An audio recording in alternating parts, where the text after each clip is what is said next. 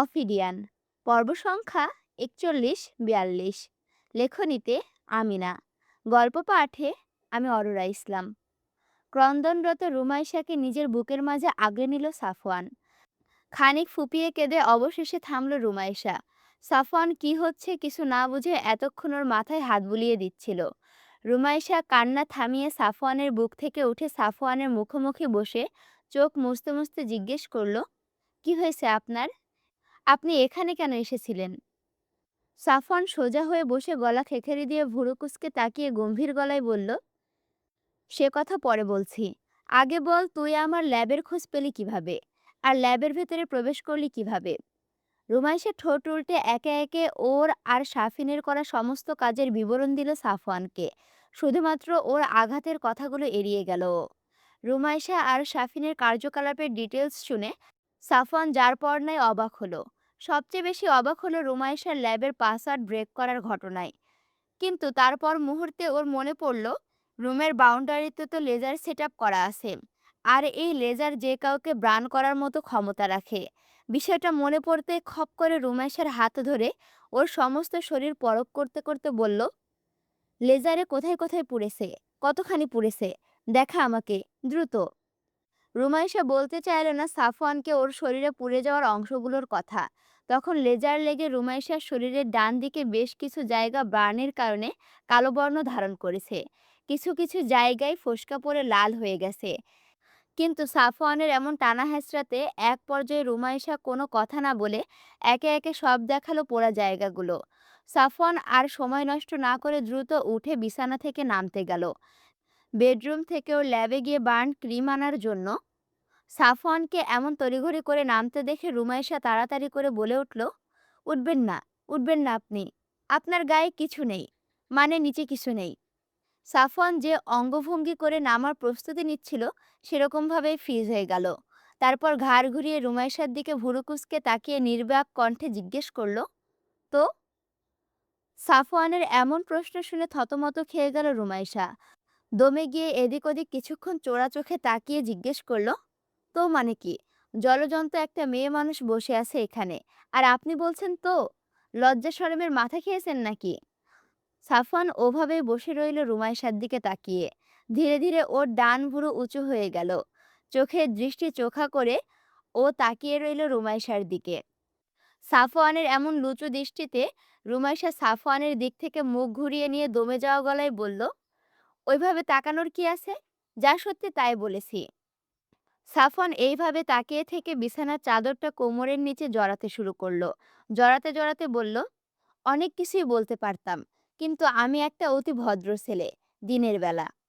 তারপর চাদরটা জড়িয়ে বিছানা থেকে নেমে গটগট পায়ে হেঁটে সাফওয়ান ওর রুমের বুকশেলফের সামনে দাঁড়িয়ে সেই নির্দিষ্ট বইটা টান দিল। সাথে সাথে বুকশেলফটা ভাগ হয়ে সরে গেল। সাফওয়ান ঢুকলো ল্যাবের ভেতর। কৌতূহলী রুমাইশাও নেমে এলো বিছানা থেকে। সাফওয়ানের পেছন পেছন সেও ঢুকলো। আর ঢুকে অবাক চোখে তাকিয়ে রইল ও। ল্যাবে ঢুকে ওর মনে হচ্ছে ও বাংলাদেশে নেই, লন্ডনের কোনো পরীক্ষাগারে ঢুকেছে। অদ্ভুত রকমের সাদা রঙা বিশাল আকৃতির ল্যাবটা যেন সম্মোহিনী ভঙ্গিতে ওকে নিজের দিকে টানছে। বিস্মিত নয়নে চারপাশটা ঘুরে ঘুরে দেখতে লাগলো ও। এত বিশাল এরিয়া নিয়ে তৈরি ল্যাবটার ভেতরে একাংশ জুড়ে রয়েছে প্রায় শখানেক গ্লুম জাতীয় উদ্ভিদ, যার একটিকেও রুমাইশা এই জীবনে দেখেনি। কোনো কোনো গাছে ফুটে রয়েছে অদ্ভুত রকমের ফুল, আর সেসব থেকে অদ্ভুত রকমের বিদঘুটে গন্ধ আসছে। ল্যাবের ডান পাশে সমস্ত দেওয়াল জুড়ে মৌমাছির কুঠুরির মতো মাঝারি সাইজের কাচের দরজা লাগানো বক্স। প্রতিটা বক্সের ভেতর ভিন্ন ভিন্ন ম্যাটেরিয়ালস রাখা। আর বাম পাশের দেওয়ালটা জুড়ে ল্যাবের সব রকম উন্নত মেশিনারিজ রাখা। দেওয়ালের সাথে অদ্ভুতভাবে লেগে আছে সেগুলো।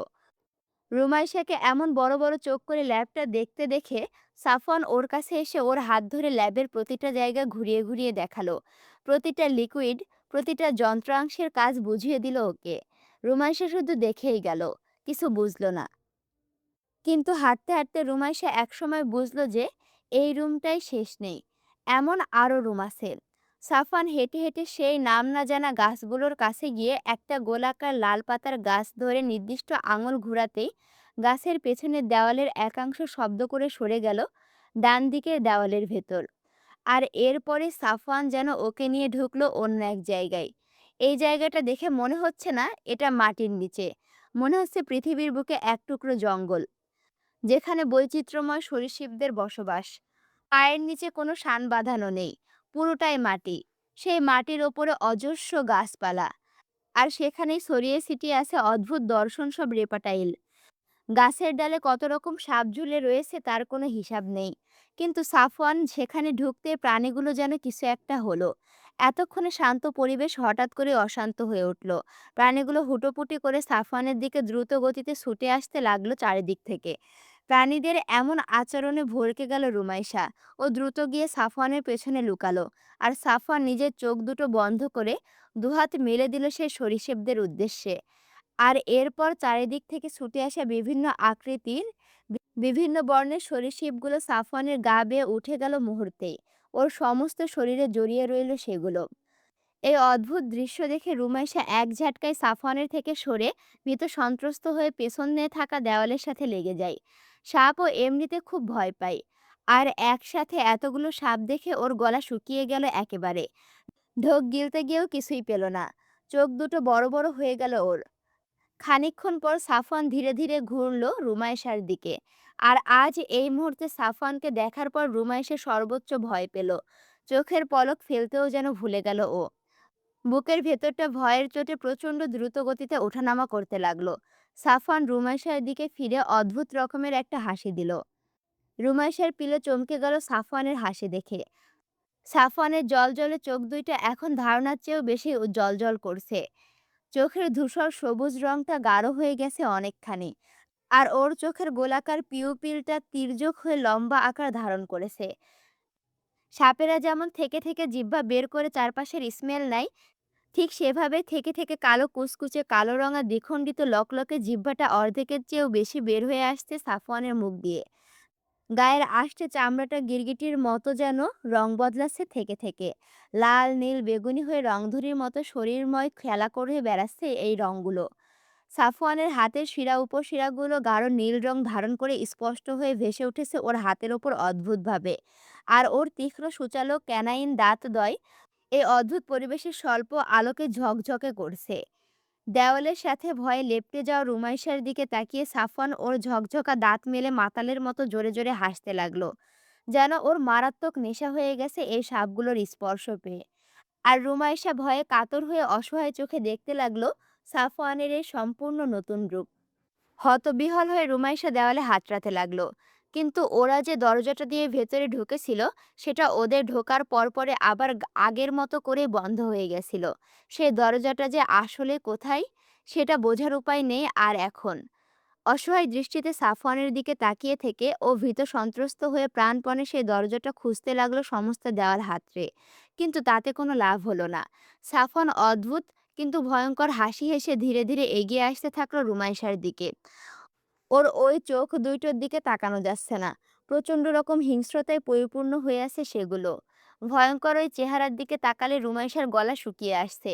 বের হওয়া দরজা খুঁজে না পেয়ে অবশেষে হাল ছেড়ে সেই দেওয়ালের সাথে পিঠ ঠেকিয়ে সাফওয়ানের দিকে নিষ্প্রভ দৃষ্টিতে তাকিয়ে রইল রুমাইশা। ওর আর কিছুই করার নেই। সাফওয়ান যদি এখন ওকে মেরেও ফেলে, তবুও কিছু করার থাকবে না। মনে মনে কালিমায়ে শাহাদত পড়তে লাগলো ও। আর সৃষ্টিকর্তার কাছে মন প্রাণে প্রার্থনা করতে থাকলো। সাফওয়ান ওর দিকে প্রতিটা কদম এগিয়ে আসার সাথে সাথে ওর হৃদস্পন্দন বেড়ে চলল। চোখ বুজে নিল ও প্রাণপ্রিয় স্বামীর হাতে এই মুহূর্তে মৃত্যুবরণ করার জন্য। মৃত্যুকে গ্রহণ করার জন্য নিজেকে প্রস্তুত করে নিল ও। আর তার কিছুক্ষণ পরই নিজের খুব কাছে সাফওয়ানের উপস্থিতি অনুভব করল রুমাইশা। সাফওয়ানের ভারী নিঃশ্বাস পড়ছে ওর মুখের ওপর। আর সেই সাথে ও অনুভব করল সাফওয়ানের শরীরে কিলবিল করতে থাকা অজস্র সাপ। সাফওয়ান ওইভাবে দাঁড়িয়ে রইল রুমাইশার সামনে। ওই তির্যক চোখে রুমাইশাকে দেখতে থাকলো ও। হঠাৎ করে রুমাইশার চোয়ালদ্বয় শক্ত হয়ে এলো। হারিয়ে যাওয়া সাহস ফিরে পেল ও হঠাৎ করে। ও মনে মনে দৃঢ় বিশ্বাস নিয়ে শক্ত হয়ে দাঁড়িয়ে রইল, এটা জেনে যে সাফওয়ান ওর কোনো ক্ষতি করবে না।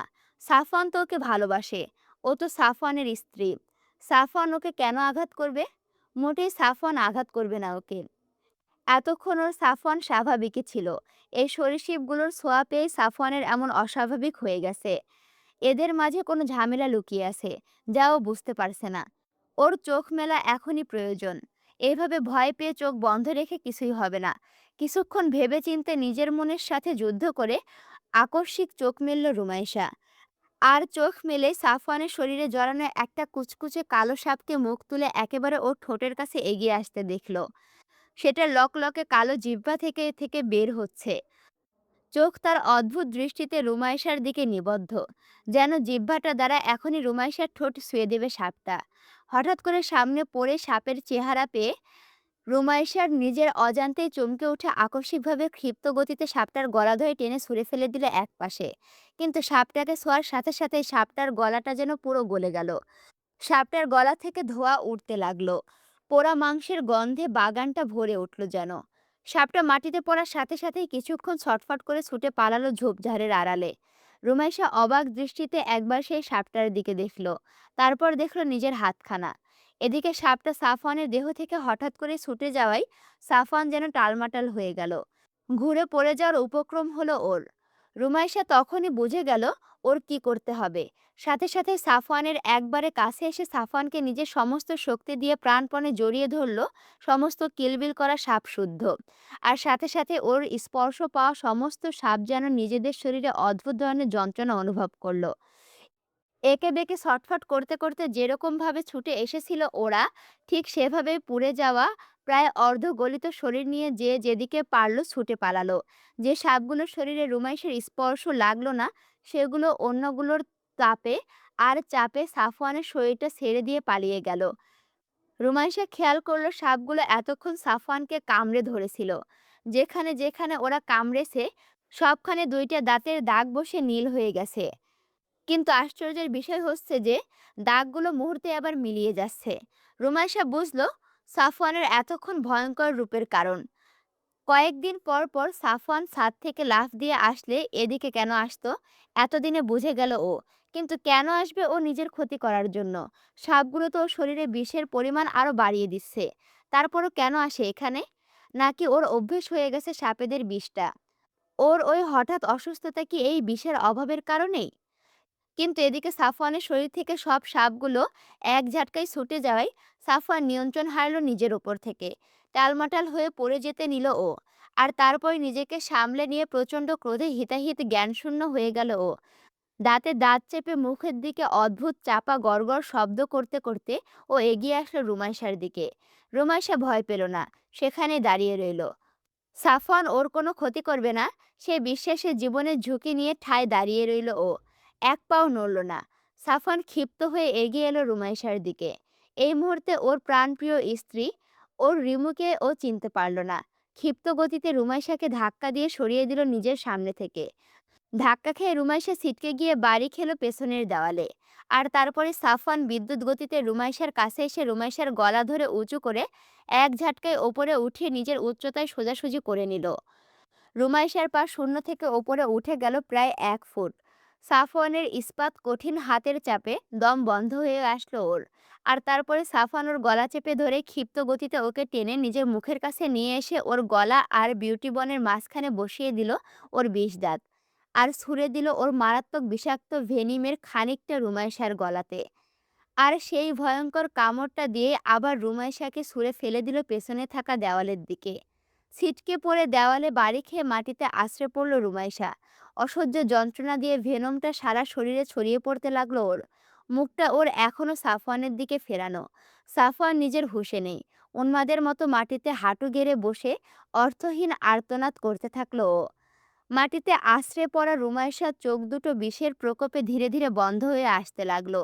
তবুও শেষবারের মতো বড় বড় করে চোখ মেলে একবার সাফওয়ানের চেহারাটা দেখে নিল ও। হাঁটু গেড়ে বসা সাফওয়ানের বিশাল শরীরটা ধীরে ধীরে মাটিতে শুয়ে পড়ল। কণ্ঠস্বর স্মিত হয়ে এলো। আর তারপরে জ্ঞান হারালো সাফওয়ান। অসহায় চোখে সাফওয়ানের এই মাটিতে পড়ে যাওয়া দৃশ্য অবলোকন করে রুমাইশার চোখ দুটো বন্ধ হয়ে গেল একেবারে। রাত নেমে এসেছে ধরণীতে। পাতালের ল্যাবে মাটিতে পড়ে আছে দুইজন মানবী। কতটা সময় পার হয়ে গেছে তার কোনো হিসেব নেই। রুমে থাকা সাফওয়ান আর রুমাইশার ফোনে শত শত মিসড কল। কিন্তু সেটা দেখার কেউ নেই। মাটিতে মুখ থুবড়ে পড়ে থাকা সাফওয়ান একসময় ধীরে ধীরে চোখ খুলল।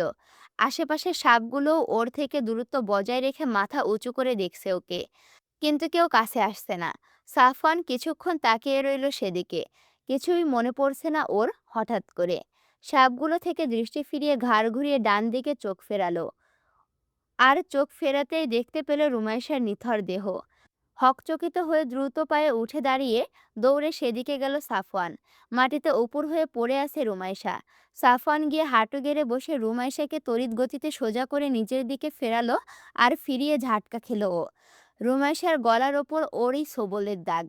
সেই জায়গাটা নীল হয়ে আছে, রক্ত পড়ে শুকিয়ে উঠেছে। কামড়ের জায়গার আশেপাশের শিরা উপশিরাগুলো নীলবর্ণ ধারণ করেছে। সমস্ত কিছু মনে পড়ে গেল ওর। নিজের করা এত বড় ভুলের কারণে সাফওয়ান যেন অথৈ সাগরে পড়ল। হতবিহ্বল হয়ে চেয়ে রইল ও রুমাইশার নিথর দেহর মুখ পানে। বিড়বিড় করতে লাগলো ও, রিমু, রিমু রে, আমি কি করলাম এটা? কি করলাম আমি? আমার রিমু, রিমু চোখ খোল রে পাখি। রুমাইশার ঠান্ডা হয়ে যাওয়া দেহ স্পর্শ করে সাফওয়ানের চোখ ঝাপসা হয়ে এলো। ভুরু দুইটা অসহায় হয়ে কুঁচকে এলো ওর। রুমাইশার মুখটা আলতো করে ধরে মুখের উপর হাত বোলাতে বোলাতে রুমাইশাকে ডাকতে থাকলো ও, সোনা রে, আমার কলিজার টুকরা, চোখ খোল রে পাখি। আমি কি করলাম এটা? আমার জান, আমার রিমু, চোখ খোল রে ময়না আমার। আর এরপরে ডুকরে কেঁদে উঠে রুমাইশার নিস্তেজ মুখের ওপর নিজের মুখখানা ধীরে ধীরে রেখে চরম বেদনা মিশানো এক চিৎকার দিয়ে কান্নায় ভেঙে পড়ল সাফওয়ান। ওর চিৎকারে ঝোপঝাড়ের সমস্ত সরীসৃপগুলো সচকিত হয়ে গেল। সাফওয়ানের থেকে একটা নিরাপদ দূরত্বে সরে গেল ওরা সবাই। খানিকক্ষণ পর সাফওয়ান কান্না থামিয়ে রুমাইশাকে মাটিতে শোয়ালো। তারপর শেষ আশা নিয়ে নিজ দেহটা ঝুঁকে কান পাতল রুমাইশার বুকে, ওর প্রাণস্পন্দন শোনার চেষ্টায়। আর মনে মনে সৃষ্টিকর্তার নিকট প্রার্থনা করতে থাকলো যেন তিনি ওকে নিরাশ না করেন। ওর প্রাণপ্রিয় স্ত্রী যেন ওকে ছেড়ে না চলে যায়, ওর কাছেই যেন থেকে যায়। খানিকক্ষণ বুকের ওপর কান পেতে থাকার পর হৃদস্পন্দনের ক্ষীণ শব্দ কানে এলো সাফওয়ানের। আর তৎক্ষণাৎ হতচকিত হয়ে রুমাইশার বুক থেকে মাথা সরিয়ে নিয়ে দ্রুত গতিতে ওকে দুহাতে উঠিয়ে কোলের ভেতর নিয়ে সাদা দেওয়ালের ওপর নিজের ডান হাতটা মেলে ধরল সাফওয়ান। সাফওয়ানের হাতের স্পর্শে দরজাটা খুলে গেল সাথে সাথেই। এরপরে রুমাইশাকে নিয়ে দৌড়ালো ও ল্যাবের ভেতর। দৌড়ে গিয়ে ল্যাবের এআই ভয়েসকে কমান্ড করলো স্ট্রেচার ওপেন করতে। সাথে সাথেই মেঝে ফাঁকা হয়ে একটা বিশাল আকৃতির বক্স উঠে এলো, আর সেই বক্সটা ভাঁজ ভেঙে পরিণত হলো একটা স্ট্রেচারে। সাফওয়ান রুমাইশাকে নিয়ে স্ট্রেচারের নরম ফোমের ওপর শুইয়ে দিল, আর তারপরে স্ট্রেচারের মাথার কাছ থেকে স্বচ্ছ কম্পিউটার স্ক্রিনে টাচ করে কয়েকটা ফাংশন চালু করে দিল। আর তখনই স্ট্রেচারের চারপাশ থেকে ২০টার মতো রোবোটিক যন্ত্রাংশ বেরিয়ে আসলো। এরপর সাফওয়ান মৌমাছির কুঠুরির মতো বক্সগুলো থেকে দ্রুত পায়ে নির্দিষ্ট কতগুলো লিকুইড নিয়ে বিভিন্ন ভিন্ন ভিন্ন সিরিঞ্জের ভেতরে প্রবেশ করালো। আর তারপর সেই সিরিঞ্জগুলো লাগিয়ে দিল স্ট্রেচারের থেকে বের হওয়া যন্ত্রাংশগুলোর মাথায়। এরপর স্ট্রেচারের মাথার কাছে থাকা কম্পিউটার স্ক্রিনে স্পর্শ করে কমান্ড দিতেই সমস্ত সিরিঞ্জের সুচগুলো একসাথে রুমাইশার শরীর ভেদ করে মাংস, শিরা, উপশিরার ভেতরে ঢুকে গেল। আর সাথে সাথে স্ট্রেচারের ওপরে ভয়ানকভাবে লাফালাফি করে ছটফট করতে থাকলো রুমাইশা। সাফওয়ান চোখ মুখ শক্ত করে সেই দৃশ্য দেখতে থাকলো। ওর কাছে আর কোনো রাস্তা নেই এটা করা ছাড়া। নিজের ভেনমের অ্যান্টিভেনম নেই ওর কাছে। ছোটবেলার কামড়ের ভেনমটা ব্ল্যাক মাম্বার ছিল, কিন্তু এখন সেই ভেনমটা বদলাতে বদলাতে সম্পূর্ণ নতুন এক ভেনম সৃষ্টি হয়েছে, যার কোনো অ্যান্টিভেনম নেই। আর ও নিজেও অ্যান্টিভেনম তৈরি করে উঠতে পারেনি। কিন্তু রুমাইশাকে বাঁচাতে একটা শেষ চেষ্টা করলো ও। রুমির শরীরে দেওয়া ফ্লুইডগুলো সাফওয়ানের শরীরেই বিভিন্ন রকমের ফ্লুইডের সংস্করণ। এ যাবৎকাল নিজেকে সুস্থ করতে আর নিজের ভেনমের অ্যান্টিভেনম তৈরি করতে যতবার পদক্ষেপ নিয়েছিল, ততবারই কিছু ফ্লুইড ক্রিয়েট করে ফেলেছিল ও, যার একটার উদ্দেশ্য ও সফল করতে পারেনি। কিন্তু সেগুলো সযত্নে রেখে দিয়েছিল সাফওয়ান এতদিন, আর আজ সেগুলোই ব্যবহার করছে। ও জানে না এতে রুমাইশা বাঁচবে কিনা। ওর কোনো ধারণা নেই এই বিষয়ে। এটাই রুমাইশাকে বাঁচানোর প্রথম আর শেষ উপায়। যে পরিমাণ ভেনমের উপস্থিতি রুমাইশার শরীরে ও দেখেছে, তাতে রুমাইশা যে এখনো বেঁচে আছে সেটাই আশ্চর্য একটা ব্যাপার। সাফওয়ান স্ট্রেচার থেকে কিছুটা দূরে দাঁড়িয়ে রুমাইশার এই ছটফটানি দেখতে থাকলো। চোয়াল দেয় শক্ত ওর, হাত দুটো মুষ্টিবদ্ধ, চোখের কোণায় বাষ্প। কিছুক্ষণ পর সাফওয়ান রুমাইশাকে ওইভাবে রেখেই চলে আসলো বেডরুমে। কাবার্ড থেকে একটা ট্রাউজার বের করে পরল। তারপর ল্যাবে এসে একটা কম্পার্টমেন্ট থেকে বিশালাকার সাদা রঙা তরল ভর্তি চারকোনা ব্যারল বের করলো। আর তারপর স্ট্রেচারে ছটফটরত রুমাইশার দিকে একবার তাকিয়ে ব্যারলগুলো দু হাতে উঁচু করে নিয়ে চলল রেপটাইলদের আবাসস্থলের দিকে। চোখ মুখ ভয়ানক রকমের শক্ত হয়ে আছে সাফওয়ানের। নিজেকে ওর এই মুহূর্তে শেষ করে দিতে ইচ্ছে করছে, কিন্তু সেটা সম্ভব নয়। ল্যাব থেকে বেরিয়ে ঝোপঝাড়পূর্ণ রেপটাইলদের আবাসস্থলে পা রাখল ও। চারপাশটা একবার শেষবারের মতো মন ভরিয়ে দেখে নিল। মোস্তফা আহমেদের তৈরি করা এই অসম্ভব সুন্দর রেপটাইলদের অভয়ারণ্য বাগানটাকে ও দেখে নিল শেষবারের মতো। কত রকমের দুষ্প্রাপ্য গাছপালা দিয়ে ভরে আছে এই সমস্ত এলাকাটা, তার হিসাব নেই। কত শত ধরনের সরীসৃপ এখানে বসবাস করছে, বংশবিস্তার করছে এত বছর ধরে, তার কোনো হিসেব নেই।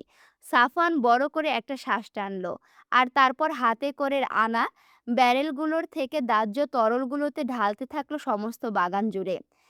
এই নেশা ও আর নিজের কাছে রাখবে না, তাতে ওর যা হয় হবে। আজ ওর রুমাইশা ল্যাবের ভেতরে মৃত্যু পথযাত্রী হয়ে শুয়ে আছে স্ট্রেচারে, শুধুমাত্র ওর এক ভয়ঙ্কর নেশায়। প্রতিবার এই সাপগুলোর ছোঁয়ায় ট্রিগার্ড হয় ও, আর ওর সমস্ত হিংস্রতা আগের মতো করে ফিরে আসে ওর কাছে। সিঙ্গাপুরেও এই একই কাজ হতো ওর সাথে। ওর সংগ্রহের সমস্ত সাপগুলোকে নিজের শরীরের কাছে মিশিয়ে নিয়ে শুয়ে থাকতো ও, সমস্ত রাত জুড়ে। আর প্রতিবারই ওর হিংস্রতার পরিমাণ বেড়ে যেত চক্রবৃদ্ধি হারে। সাপগুলোর এই বিষাক্ত ছোবল ওর কাছে ছিল মাদকের মতো, যা না পেলে ওর মাথায় কাজ করতো না। এই অভ্যাস ওর হয়েছিল সেই প্রথম থেকেই। আজ ও এদের ধ্বংস করে দেবে সব, আর কিছুই রাখবে না। ওর কারণেই ওর রিমুর দুইবার মৃত্যুর মুখে পতিত হলো। আর এখন সে বাঁচবে কিনা তার কোনো নিশ্চয়তা নেই। এই জঙ্গল কোনো কাজে আসবে না ওর কাছে। এসবের কোনো মূল্য নেই এখন আর ওর কাছে। সব শেষ হয়ে যাক, সব পুড়ে খাক হয়ে যাক। সমস্ত বাগান জুড়ে কেরোসিন আর পেট্রোল ঢেলে সাফওয়ান ফিরে এলো আবার দরজার নিকট। আর তারপরে চোখ মুখ শক্ত করে ট্রাউজারের পকেট থেকে একটা লাইটার বের করে জ্বালিয়ে ছুঁড়ে দিল বাগানটার ভেতরে। আর সাথে সাথে দপ করে জ্বলে উঠল, পুরো বাগানময় ছড়িয়ে গেল সেই আগুনের লেলিহান শিখা। সাফওয়ানের ইচ্ছে করলো এই আগুনের ভিতরে ঝাঁপিয়ে পড়তে। এই জীবন আর ভালো লাগছে না ওর। মুক্তি চায় ওর এই জীবন থেকে। জ্বলতে থাকা গাছপালার দিকে তাকিয়ে একটা দীর্ঘশ্বাস ফেলে ও ল্যাবের ভেতরে গিয়ে দরজা আটকে দিয়ে রুমাইশার পাশে বসলো। রুমাইশার ছটফটানি এখন একেবারেই নেই। স্থির হয়ে গেছে রুমাইশা একেবারে। কম্পিউটার স্ক্রিনে রুমাইশার হার্টবিট দেখল সাফওয়ান। ক্ষীণ গতিতে চলছে সেটা। যে কোনো সময় হয়তো রুমাইশার জীবন প্রদীপ নিভে যাবে একেবারেই। চোখের সামনে মুমূর্ষু রুমাইশাকে এইভাবে পড়ে থাকতে দেখে সাফওয়ানের নিজেকে এই মুহূর্তে প্রচণ্ড রকমের অসহায় লাগলো। দেওয়ালের ও পাশে এখনো আগুন জ্বলছে। ও স্ক্রিনে রুমাইশার হৃদস্পন্দনের দিকে তাকিয়ে রইল। শুধু একটা বার ওই উঁচু নিচু হয়ে বয়ে চলা দাগটা যদি সোজা হয়ে যায়, সাথে সাথে ওই আগুনের ভেতর নিজেকে সঁপে দেবে। ওর রিমোর যদি কিছু হয়ে যায়, তবে ওর আর বেঁচে থাকার কোনো কারণ থাকবে না এই পৃথিবীতে। খানিকক্ষণ পর সাফওয়ানের বুকটা কাঁপিয়ে দিয়ে হঠাৎ করেই কম্পিউটার স্ক্রিনে বয়ে চলা উঁচু নিচু দাগটা সোজা হয়ে একটানা বিপ শব্দ করে এগিয়ে যেতে লাগলো। আসসালামু আলাইকুম রহমতুল্লাহ। কেমন আছো তোমরা সবাই? তোমরা এবার বলতে পারো, আপু, এরকম টান টান উত্তেজনার মাঝেই কেন তুমি উপন্যাসটা শেষ করলা? ৪১-৪২ নাম্বার পর্ব এখানে শেষ হয়েছে মনারা। তাই আর আমি পড়ছি না, বুঝছো? নিজেও অধীর আগ্রহ নিয়ে বসে থাকো, আমিও তোমাদের মতো অধীর আগ্রহ নিয়ে বসে থাকি। আবার দেখা হচ্ছে পরবর্তী পর্বে, বুঝছো? কিন্তু তখনই দেখা হবে যখন ভিডিওতে বেশি বেশি করে লাইক কমেন্ট শেয়ার করবা। ভিডিওতে বেশি বেশি করে লাইক কমেন্ট শেয়ার করো। আর এখনও যদি আমার চ্যানেলটি সাবস্ক্রাইব করে না থাকো, অবশ্যই সাবস্ক্রাইব করো। দেখা হচ্ছে পরবর্তী ভিডিওতে। আমি তোমাদের সাথে আছি, তোমাদের অপ্রিয় পাঠিকা অরোরা ইসলাম। আল্লাহ হাফেজ।